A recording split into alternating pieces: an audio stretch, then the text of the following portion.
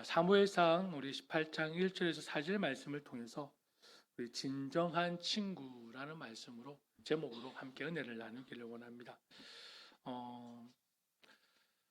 일부 예배 때는 오늘 원문을 보지 않고 그냥 말씀을 선포했는데 또 2부 예배 때는 원문을 중심으로 말씀을 선포하도록 하겠습니다.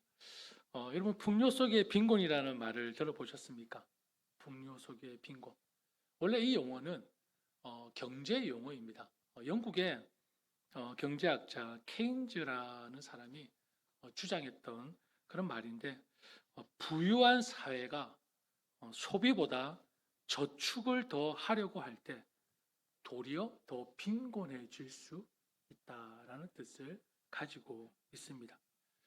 예를 들어서 10억을 가진 사람이 쓰지는 않고 10,000원을 더 벌려고 하면 결과적으로는 부가 한쪽으로 기울어진다는 것입니다. 그러면 빈부차는 더 심해지는 현상이 나타날 수밖에 없습니다. 이럴 때 풍요 속에 빈곤이라는 그런 말이 경제학자를 통해서 나오게 된 것입니다. 그런데 이 용어는 이제 경제에서만 사용되는 것이 아니라 사회 곳곳에서 사용되고 있는 용어입니다. 정보는 넘치지만 제대로 된 뉴스가 없을 때, 사람은 많은데 인재가 없을 때, 그리고 이성 친구는 많은데 정작 내 애인은 없을 때, 그죠? 또는 아는 친구들은 많은데 진정한 친구가 없을 때, 이럴 때 우리는 풍요 속에 빈곤이라는 용어를 사용할 수가 있습니다. 사실 이 용어가 딱 요즘 우리가 살아가고 있는 이 세상에 맞는 말이지 않을까 생각합니다. 우리 주변에 사람이 없는 것은 결코 아닙니다. 어디를 가도 사람들로 넘쳐납니다. 특히 뉴욕에 살고 있는 우리는 사람의 홍수 속에 살고 있다고 해도 과언이 아닐 것입니다. 문제는 군중 속의 고독. 많은 사람들 중에 진정한 친구가 있냐 없냐라는 것입니다.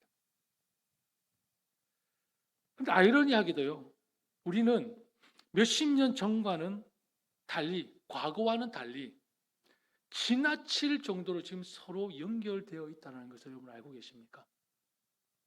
특히 페이스북, 인스타그램, 이런 SNS를 통해 작게는 수십 명, 많게는 몇백 명, 몇천 명, 그리고 몇만 명, 몇십만 명까지 가게 되면 유명 인플루언서라고 하더라고요.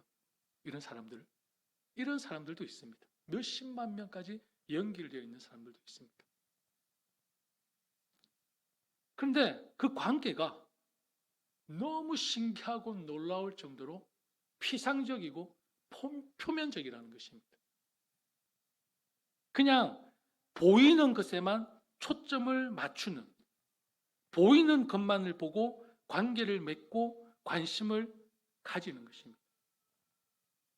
그 관계 안에서 어떤 인격적인 깊이와 이해와 신뢰가 존재할까 의문이 듭니다. 그런데 참 더 신기한 것은요, 이런 피상적이고 표면적인 관계가 Why not의 문화로 바뀌고 있다는 것입니다. Why not? 뭐죠? 만족한다는 것입니다. 내가 선을 딱 그어놓은 딱 여기까지 관계를 맺자. 더 깊은 관계는 부담스럽습니다. 그냥 보이는 것이 중요한 것이지 그 안에 무엇이 존재하고 있는지, 본래 그 안에 가지고 있는 뜻이 무엇인지, 왜 그런지, 원인이 무엇인지에 대한 관심이 없다는 것입니다. 이와 같은 시대에 살고 있는 저와 여러분, 그리스도인으로서 여러분은 어떻습니까? 여러분도 풍요 속의 빈곤함을, 군중 속의 고독함을 경험하고 있습니까? 아니면 why not? 만족하고 계십니까?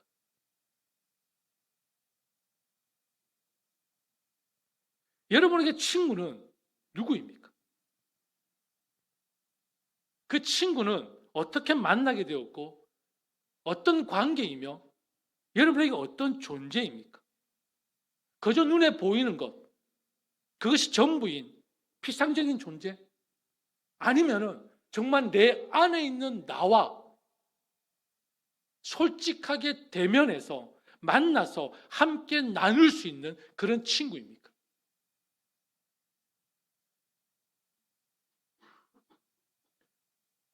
여러분, 친구란 무엇이죠?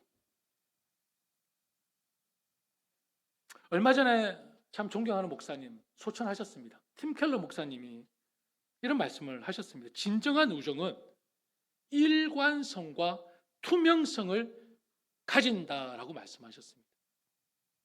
진정한 친구, 진정한 우정은 일관성과 투명성을 가진다. 무슨 말입니까? 친구는 언제나 당신을 돌아보고 절대 저버리지 않는 사람을 뜻하는 것입니다. 어떨 때라도요, 설령 친구가 자신을 실망시켜도 그를 저버리지 않는 친구라면 그 친구를 진정한 우정, 진정한 친구라고 말할 수 있다는 것입니다. 나를 실망시킨다 하더라도 그 친구를 저버리지 않는 것.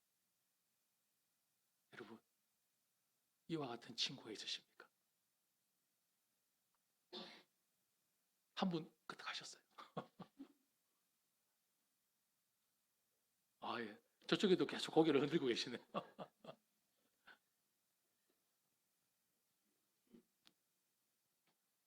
여러분, 이 시대에 정말 이와 같은 친구를 가진다는 건, 얻는다는 것이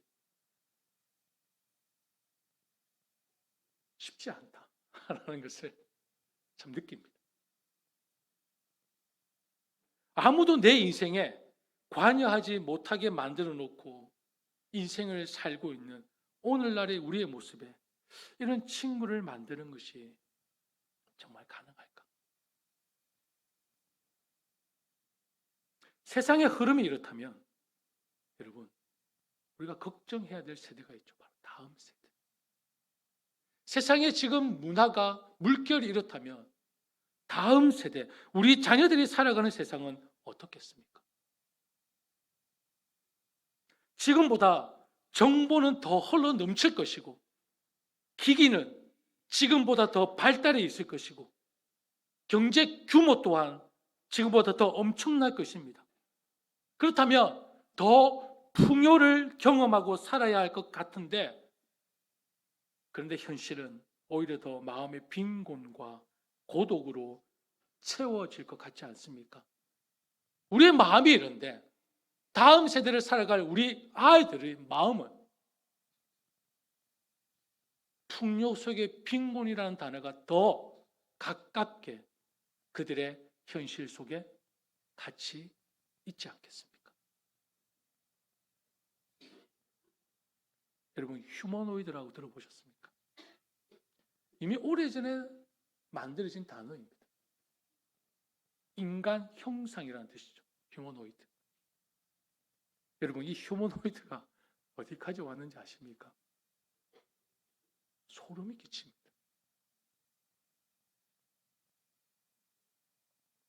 이 휴머노이드, 인간과 비슷하게 만들어진 이 로봇 속에 기본적인 인간의 감정이 지금 탑재되어 있습니다. 무섭고 두렵습니다.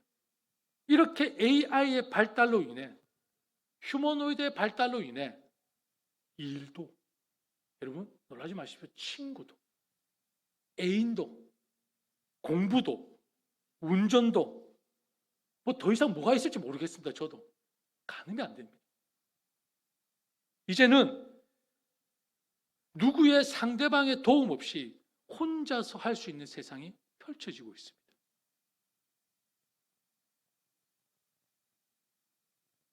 여러분, 이 세상의 끝이 어디일까요? 너무 급속도로 바뀌고 있습니다.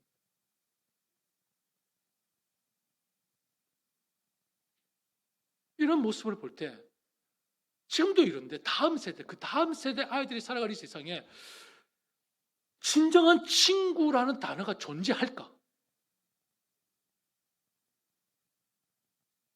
감정과 감정을 나누고 인격과 인격이 만나는 그런 세상이 여전히 이 땅에 존재할 수 있을까?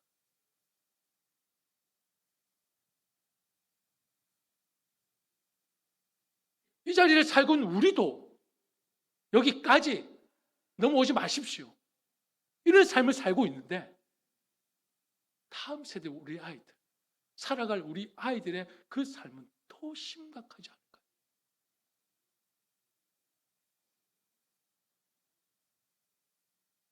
여러분, 오늘 우리가 생각해야 될 것은 이러한 세상의 풍조가 정말 하나님이 원하시는 삶일까요? 이 세상의 풍조가 정말 하나님의 뜻일까요? 더 나아가서 이런 삶이 정말 그리스도인의 삶이라고 말할 수 있을까요?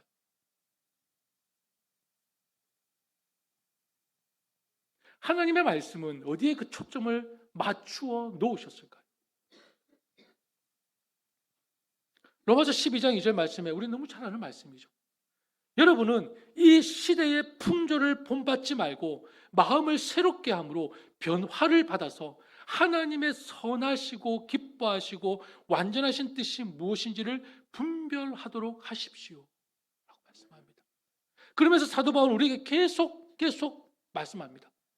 12장 5절 말씀에 이와 같이 우리도 여럿이지만 그리스도 안에서 한 몸을 이루고 있으며 각 사람은 서로 지체입니다 라고 권면하면서 10절 말씀에 형제의 사랑으로 서로 다정하게 대하며 존경하기를 서로 먼저 하십시오. 그리고 15절에서 18절 말씀에 기뻐하는 사람들과 함께 기뻐하고 우는 사람들과 함께 우십시오.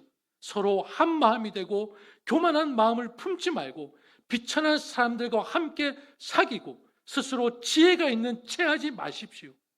아무에게도 악을 악으로 갚지 말고 모든 사람이 선하다고 생각하는 일을 함께 애쓰십시오. 여러분 쪽에서 할 수 있는 대로 모든 사람과 더불어 화평하게 지내십시오. 이 세대를 본받지 말고 그리스도인에게 주는 권면의 말씀입니다. 누가요? 하나님께서.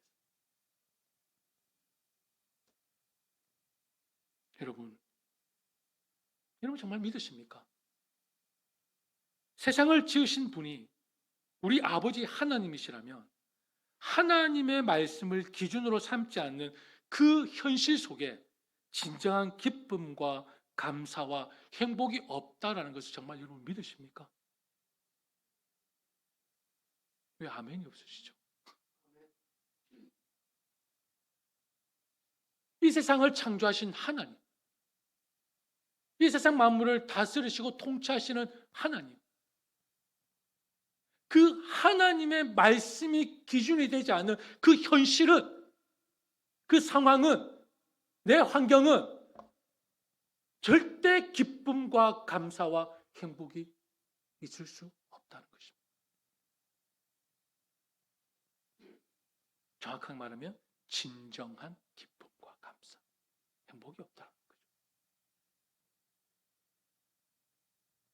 근데 더욱이 하나님의 자녀라는 저희가, 소위 그리스도인이라는 우리가 하나님의 말씀을 삶의 기준으로 삼지 않고 세상의 기준을 쫓고 세상이 원하는 삶을 살아간다면 여러분, 우리를 통해 하나님께서 일하실 수 있으시겠습니까? 우리를 통해 하나님의 뜻이 드러날 수 있겠습니까? 하나님의 백성인 우리가 세상의 기준을 쫓아 살아가고 있는데 내 삶에 어떤 우선순위에 하나님 말씀이 있는 것이 아니라 세상의 방법이 내 삶의 우선순위로 있는데 그 삶에 하나님의 영광이 드러날 수 있겠냐는 것입니다. 사실 이미 증명됐지 않았습니까? 오늘날의 우리 그리스도인들, 오늘날 교회의 모습을 한번 보십시오. 저부터 이미 증명되어 있습니다. 어찌 이런 삶에 하나님께서 일하시겠습니까? 어찌 우리 이런 삶에 하나님 영광이 드러나겠습니까?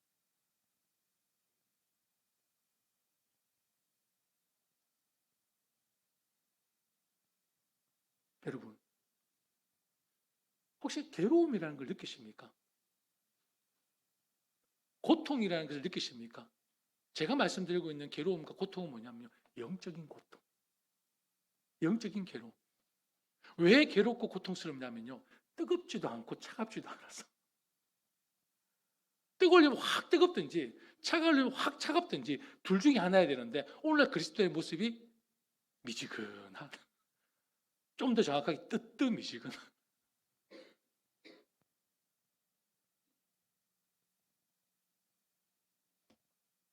그러니 오히려 더 그리스도인들이 힘든 삶을 살고 있는 것이 아닐까 생각합니다.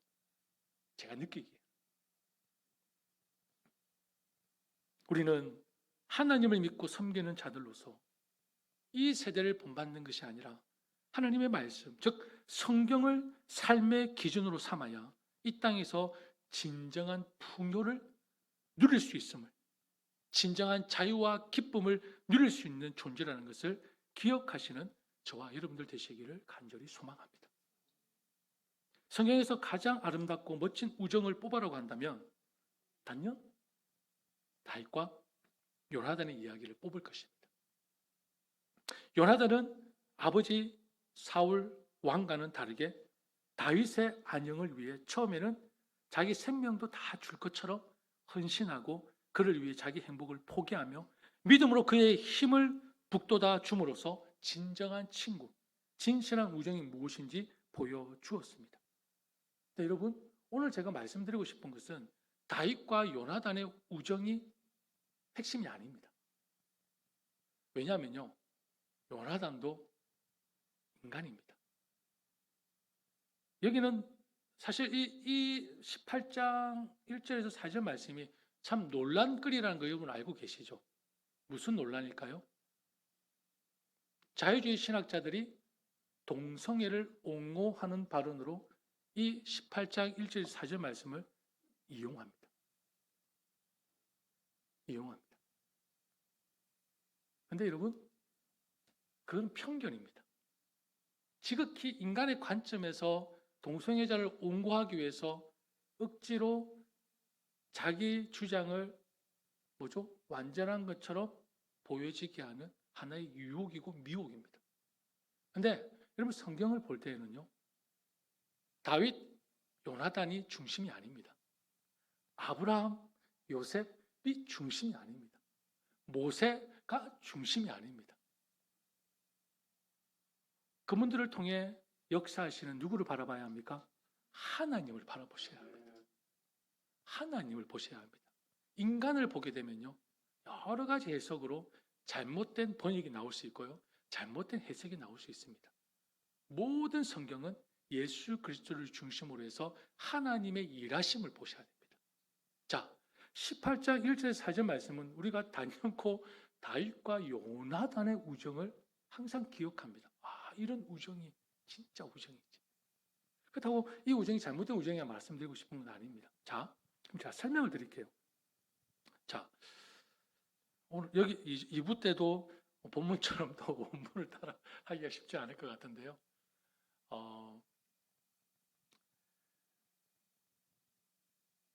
왜 다윗과 요나단의 우정이 불가능하냐면요, 요나단이 어떤 존재입니까? 사울 왕의 아들입니다. 그러면 이스라엘의 2인자입니다. 다음 보위를 이을 자입니다. 다윗은 누구시죠? 다윗은 누굽니까? 다윗은 지금 골리앗을 무너뜨린 민족의 영웅이지만 여전히 그는 신분이 천합니다. 양치는 소년에 불과합니다. 아직까지 하나님께서 사무엘을 통해 기름 부음 그 역사적인 사건이 지금 역사로 드러나지는 않았습니다. 그죠? 하나님이 이미 사울을 버리고 다윗 집안을 세우겠다라고 약속을 하셨지만 역사에 드러나지 않았습니다. 아직. 그렇기 때문에 요나단과 이 다윗은 관계될 수 없는 그런 관계, 신분입니다. 그런데 오늘 말씀을 한번 보십시오. 1절 말씀에 요나단은 다윗에게 마음이 끌려 마치 제 목숨을 아끼듯 다윗을 아끼는 마음이 생겼다라고 말씀하고 있습니다. 그냥 민족의 영웅이 되어 사울이 관심을 가지고 왕궁에 그 장군 아브넬을 통해서 불러들였는데 그때 요나단을 만나게 된 것입니다. 근데 요나단을 딱 만났는데 1절에 다윗에게 마음이 끌려 마치 제 목숨을 아끼듯 다윗을 아끼는 마음이 생겼다라고 말씀하고 있습니다. 신분의 차가 너무나 큽니다. 이렇게 친구가 되었다고 하는 것입니다. 근데 또 3절에 보면 요나단은 제 목숨을 아끼듯이 다윗을 아끼어 그와 가까운 친구로 지내기로 굳게 언약을 맺고라고 했습니다. 언약을 맺었다고 말씀하고 있습니다. 그리고 4절에 자기가 입고 있던 겉옷을 벗어서 다윗에게 주고 칼과 활과 허리띠까지 모두 다윗에게 주었다. 여러분 4절에 겉옷을 벗어주고 칼과 활과 허리띠까지 모두 주었다는 것은 무슨 뜻인 줄 아십니까? 항복이라는 뜻입니다. 전쟁에 패했을 때 모든 것을 다 주면서 항복한다는 뜻이 바로 이 겉옷을 벗어주고 칼과 활과 띠를 주었다는 의미입니다. 그런데 지금 전쟁통이 아니지 않습니까? 사울 왕 안에서 지금 벌어진 일입니다. 이게 가능합니까? 요나단이 뭔가 전쟁에서 패한 것도 아니고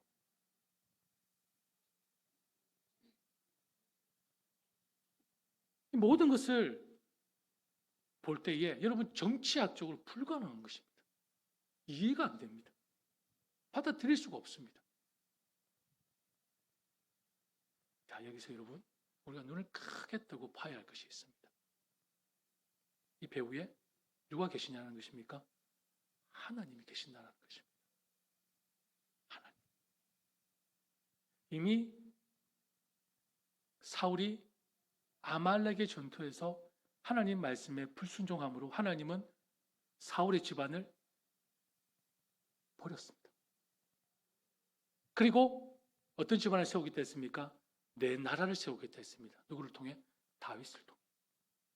다윗을 통해 내 나라를 세우겠다. 자, 하나님의 섭리. 이게 바로 하나님의 섭리라는 겁니다. 하나님의 치밀한 계획, 하나님의 뜻이 바로 사람의 마음까지도 움직이심을 여러분 바라보고 계십니까?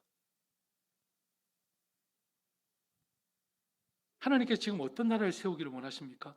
사울의 나라를 버리고 다윗의 나라를 세우기를 위한 하나님의 일하심이 우리가 눈에 보여야 합니다. 이 대목에서 다윗과 요나단이 주인공이 아니고요. 바로 다윗을 통해 하나님의 나라를 세우겠다는 하나님의 의지, 하나님의 열심, 하나님의 일하심을 이 두 인물을 통해 바라봐야 된다는 것입니다.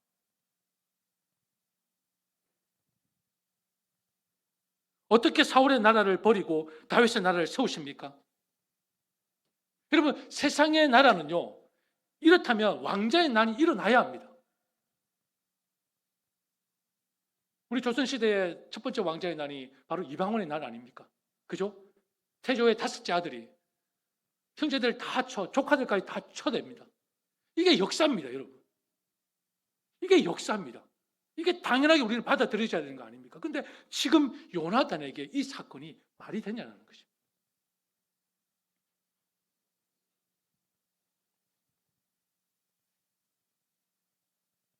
그러나 여러분, 하나님의 나라는 그렇게 세워지는 것이 아닙니다. 하나님께서 지금 다윗과 요나단을 통해서 보여주고 계시지 않습니까? 여러분 18장을 밑에 보면요. 또 사울의 집안에 누구까지 다윗의 마음이 빼앗깁니까? 미갈이라는 여자가 나옵니다.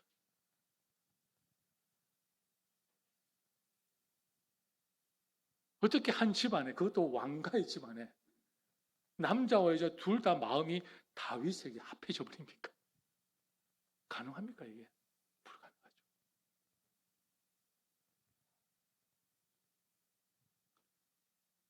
자, 그럼 하나님의 나라가 이 다윗과 요나단의 이 관계 속에서 어떻게 지금 세워지고 있는가? 한번 보십시오. 성경에 등장하는 언약이라는 단어를 사용하고 있습니다. 친구로 지내기로 굳게 언약을 맺고 자신을 사랑하는 것처럼 다른 누군가를 사랑하는 데서 시작하고 있습니다. 언약에서 가장 중요한 것이 무엇입니까? 관계입니다.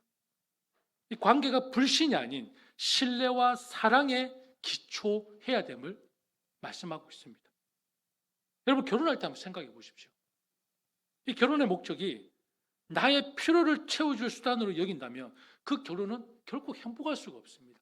이 사람을 통해 누누이 말씀드렸지만 이 사람을 통해 나의 부족함이 채워지고 또 이 사람을 통해 나의 부족함이 채워지는 그 목적으로 결혼한다면 결코 그 결혼 생활은 행복해질 수가 없죠. 하나님은 이 목적으로 결혼을 제정한 것이 결코 아닙니다. 한 남자와 한 여자가 만나서 어떻게 할 때 건강할 때나 병들 때나 부유할 때나 가난할 때나 더 좋아지거나 더 나빠질 때나 상관없이 서로를 우선하기로 약속하는 그 약속으로 하나님은 결혼을 제정하신 것입니다. 둘이 한 몸이 되는 것이죠. 딱 뭐와 같습니까? 하나님이 우리와 언약을 맺는 것과 똑같습니다. 여러분 하나님은요 왜 우리와 언약을 체결하셨습니까? 하나님은 내가 너희를 끝까지 너희와 함께 하겠다고 약속하셨습니다. 그럼 하나님도 우리에게 뭘 원하십니까? 너희들이 아프거나 아프지 않거나 병이 있거나 병이 없거나 너희들이 잘 되거나 잘 되지 못하거나 너희들이 부하거나 너희들이 가난하거나 어떤 상황에서도 나를 우선시 생각해 줄래? 변함없이 나를 향한 그 믿음 저버리지 않고 나를 예배하고 나를 찬양하고 내 앞에 나와 기도해 줄래? 그게 바로 언약 관계입니다. 언약 관계. 우리는 어떻게 신앙생활을 했죠? 하나님, 현필이 좀 나아지면 좀 건강하면 뭔가 하나님께서 이 기도에 응답해 주시면 하나님이 그런 존재입니까? 그런 대우를 받아야 될 하나님이 그런 존재입니까? 아니지 않습니까? 이미 하나님은 우리에게 다 주셨습니다. 이미 우리에게 다 쏟아 부어 주셨습니다. 그럼 우리는 그 쏟아 부어 주신 그 사랑과 은혜로 우리는 하나님을 바라보는 삶을 살면 되는 것입니다. 그게 우리가 이 땅에서 해야 할 일입니다. 가난하든 부하든 힘들든 힘들지 않든 건강하든 건강하지 않든 만군의 주 여호와 하나님을 바라보고 하나님의 이름을 높이는 것, 주님을 찬양하는 것, 이렇게 예배하는 것, 이게 바로 하나님의 자녀다운 삶의 모습이라는 것입니다. 그리고 하나님이 그 삶을 또한 기뻐하시겠죠.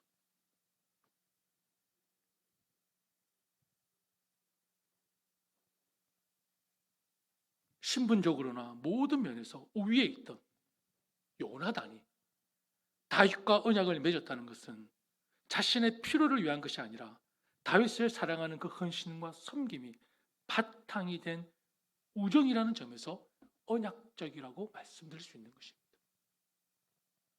요나단은 왕자를 향한 욕망보다 이 다윗과의 관계를 더 중하게 생각했던 것입니다. 부모와 자식 간의 관계를 한번 생각해 보십시오. 엄마는 무슨 일이 있어도 자녀를 사랑하고 보살피며 자신보다 자녀의 필요를 더 생각하고 우선시하지 않습니까? 특히 자녀가 태어나고 처음 몇 년간은 우리 어머님들 어떻게 합니까? 아무 사심 없이.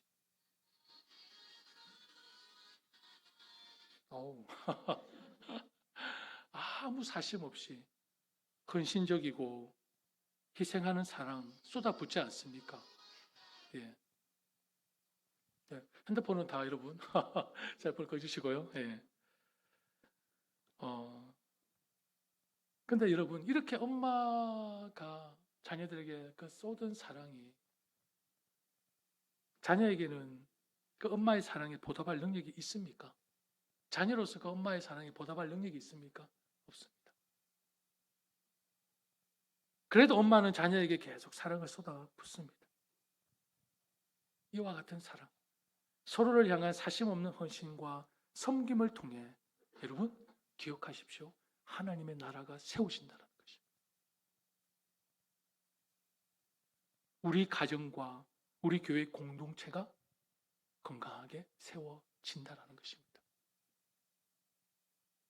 이와 같은 일을 누가 이 땅에서 완벽하게 성취하셨습니까? 결론입니다. 우리의 완전하고도 진정한 친구 되시는 예수 그리스도께서 그 본이 되어주셨고 이 땅에서 성취하셨습니다. 마태복음 7장 12절에 무엇이든지 남에게 대접을 받고자 하는 대로 너희도 남을 대접하라. 그리고 대계명 중에 하나인 내 이웃을 내 자신과 같이 사랑하라. 이와 같이라고 단어가 있죠. 그죠? 한 말씀드린 적이 있는 것 같은데 온 마음을 다해, 온 지혜를 다해, 온 힘을 다해 내 이웃을 사랑하라는 것입니다. 예수님은 우리의 진정한 친구 되시는 예수님은 희생과 헌신, 섬김으로 저와 여러분의 진정한 친구가 되어 주셨습니다. 그분이 우리와 친구가 될 이유가 뭐가 있습니까? 그분이 우리를 위해서 이 땅의 낮은 자리에 오셔서 죽으셔야 될 이유가 뭐가 있습니까? 아무 이유가 없습니다. 그런데 그렇게 하셨습니다. 왜요? 사랑하시기 때문에. 저와 여러분을 사랑하신답니다. 근데 그 사랑이 너무 지독합니다.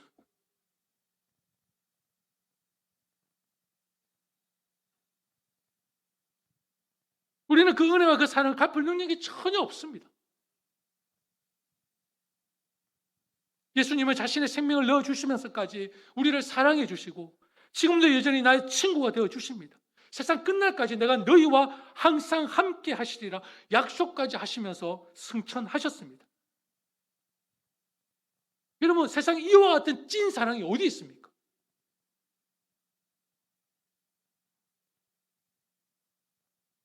그래서 이 말 아십니까 여러분? 고기도 맛을 본 사람이 그 맛을 안다고. 들어보셨습니까? 고기도 맛을 본 사람이 그 맛을 안다고. 예. 집사님 꼭 맛을 좀 보여드리십시오. 여러분 하나님의 그 놀라우신 사랑도 맛보고 경험해본 사람이 그 사랑을 드러내고 나눠줄 수 있지 않겠습니까? 하나님의 그 큰 사랑을 맛보았다면 여러분 정말 안타깝지만 하나님의 그 사랑과 은혜를 정말 이 땅의 그리스도인들이 이 땅의 교회가 맛보았다면 오늘날 교회가 이 지경까지 되었을까요? 다투고 싸우고 나누지고 아니요. 절대 그럴 수가 없습니다. 내 안에 있는 하나님의 사랑이 찐 사랑이라며 내 안에 찾아오신 예수 그리스도가 진정한 나의 믿음, 나의 예수 그리스도시라면 결코. 왜요? 그분이 보여주신 믿음, 그분이 보여주신 사랑은 가정과 교회가 상처 입지 않을까 먼저 생각하는 사랑이었어요. 내가 희생하고 내가 헌신하고 내가 섬기는 자리에 서는 것입니다. 왜요? 사랑하기 때문에. 내가 받은 사랑이 너무나 크기 때문에. 내가 받은 그 사랑이면 충분하기에, 내가 받은 그 사랑이면 족하기에 내가 헌신하고 내가 섬기고 내가 낮아지는 것입니다. 사랑하는 여러분, 이제는 우리가 예수님의 그 사랑을 이 땅에서 이어가야 합니다. 우리가 이어가야 합니다.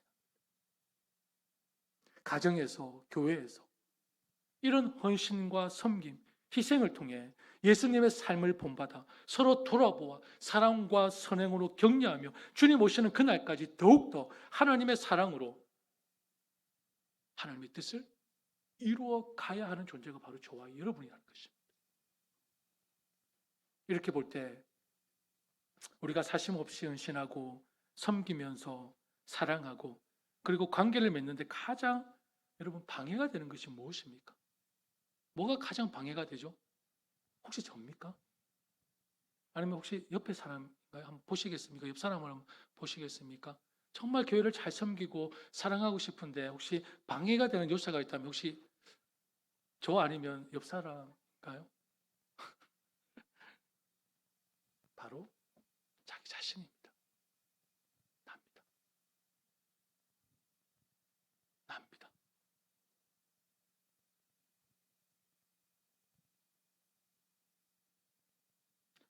저는 개인적으로 여러분에게 권면하고 싶은 것은 가정을 섬길 때, 교회를 섬길 때, 그리고 나라는 교회를 내가 섬길 때에 정말 두렵고 떨리는 마음으로 섬기기를 권면합니다.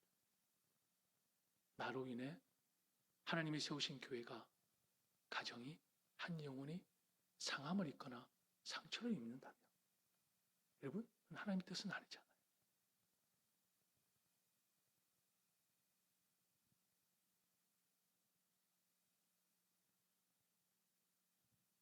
소위 우리는 자아라고 하죠.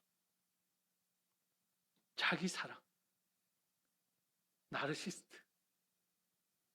나의 못난 자아가 항상 커다란 짐이 되어서 가정을, 교회를, 관계를 힘들게 합니다.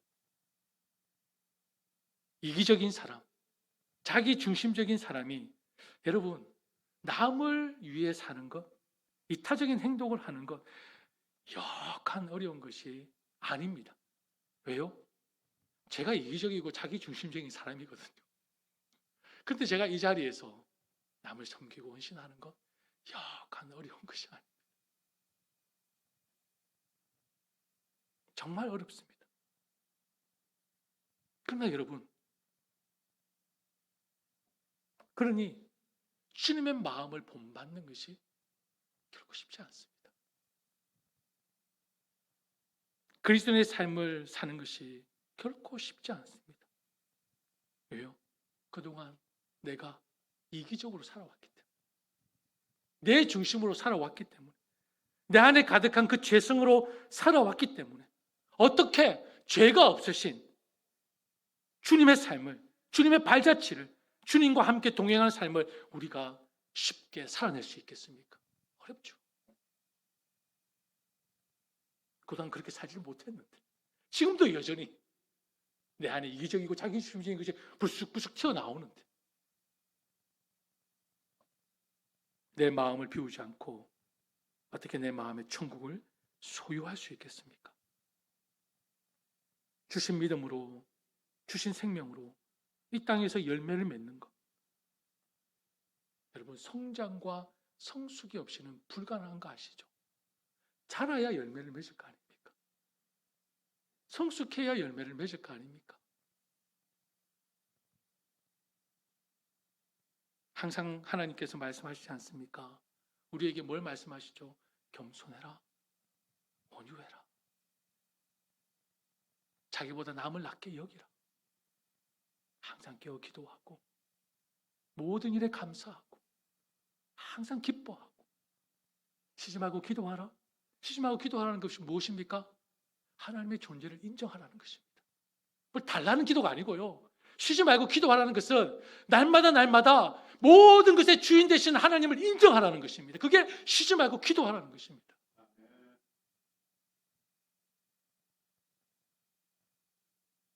자기를 부인하고 자기 십자가를 지라.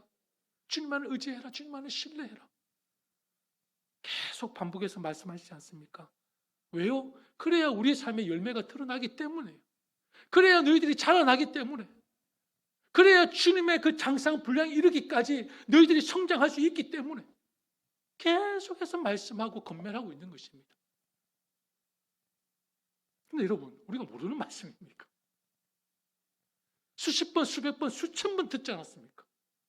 무엇이 진정한 그리스도의 삶인지, 어떻게 살아야 하나님이 기뻐하시는 삶인지 모르십니까? 다 알고 계시죠. 그런데 왜 삶에서 증명하지 못합니까? 하나밖에 없습니다.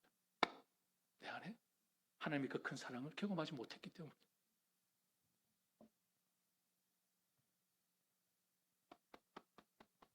내 안에 하나님의 그 사랑이 역사하지 못하기 때문에. 성령의 지배를 받는 것이 아니라, 성령의 충만함으로 살아가는 것이 아니라 아직까지 내 안에 내가 가득하기 때문에. 그러니 교회 안에 진정한 친구가 있을 수 있습니까? 없죠. 여러분, 솔직히 세상 친구가 더 편하지 않습니까? 옛날에는 교회 안에서 진짜 감자 반쪽 알씩 나눠 먹었습니다. 그런 시대가 있었습니다. 허구운들 집에 찾아와가지고 수다 떨고 가시고, 우리 목사님이 어떻고, 우리 전사님이 어떻고, 그런 것이 사라져 버렸어요. 어느 순간.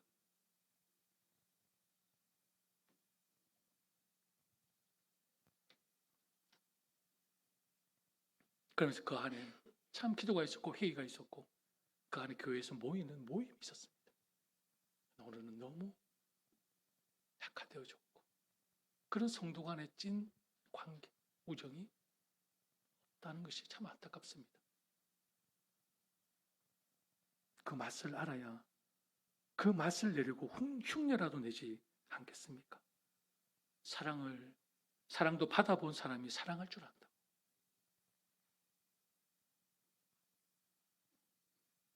요나단보다 더 큰 우정을 보여주신 바로 우리 진정한 친구 예수님.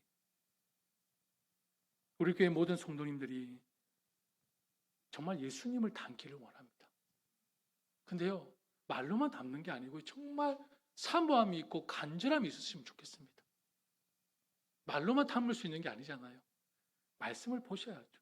주님이 어떻게 사셨는지. 그리고 하나님께 기도해야죠. 하나님, 내가 어떤 삶에 처하더라도 예수님의 모습이 내 안에서 드러날 수 있도록.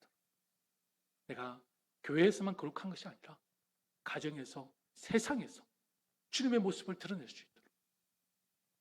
그걸 우리가 기도해야 되지 않습니까? 그게 가장 중요한 기도지 않습니까? 예수님이 여러분의 삶의 롤 모델로 삼으시길 바랍니다. 오직 예수님만을 바라보십시오. 예수님이 이 땅에서 어떻게 사셨는지, 어떤 길을 걸으셨는지, 저와 여러분에게 무엇을 주셨는지 오직 예수님께 모든 관심과 사랑을 기울이시라고 저는 말씀드리고 싶습니다. 그래서 이런 말씀을 들은 기억이 있습니다. 어떤 목사님이 하신 말씀인데, 성공하고 싶다면 성공한 친구들을 사귀십시오. 경건하고 싶다면 경건한 친구들을 사귀십시오. 지혜롭고 싶다면 지혜로운 친구들을 사귀십시오. 이게 너무나 상식적인 말이라면 예수님의 친구가 되는 것은 얼마나 더 중요하겠습니까?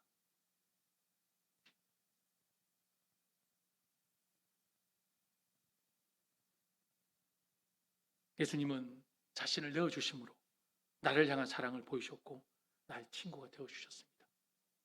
여러분, 가정에서, 교회에서 서로에게, 상대방에게 진정한 예수님을 닮은 친구가 되어주시지 않겠습니까?